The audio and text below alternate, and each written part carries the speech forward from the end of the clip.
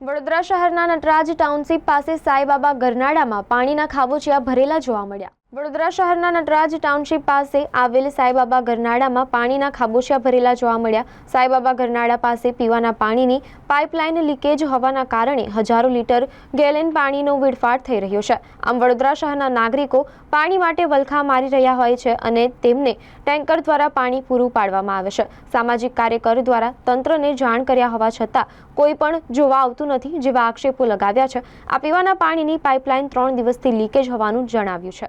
આ જે વિસ્તાર છે ને સાઈબાબુ ગરનાળું છે, સાઈબાબાનું ગરનાળું ઘણા દિવસથી આ પાણીનો વેડફાટ થઈ રહ્યો છે।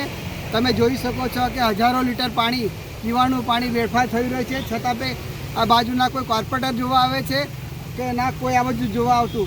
આ લોકોને તમે નીચે જોઈ શકો છો, ગરનાળું ભરાઈ ગયું છે અને દરેક લોકોને ઘણી બધી તકલીફો પડી રહી છે અને તંત્ર ઘેર નિંદ્રામાં સૂઈ રહ્યું છે, એમને કશી પ્રજાની પડેલી નથી। તો શું તમારી શું માંગ છે? અમારી તો એવી જ માંગ છે ભાઈ, તાત્કાલિક આ ગરનાળું બનાવે। અમે તો 10 દિવસ પહેલાં પણ કીધું છે, છતાં પણ આ તંત્રની આંખો ખુલતી નથી। અને મારી તો મ્યુનિસિપલ કમિશનર સાહેબને વિનંતી છે કે સાહેબ થોડુંક શહેરમાં ધ્યાન આપો તો સારું, કેમ કે જ્યારથી દશામાની જે પરિસ્થિતિ તંત્રએ કરી છે ત્યારથી બધી જગ્યા દશા જ બેસી ગઈ છે।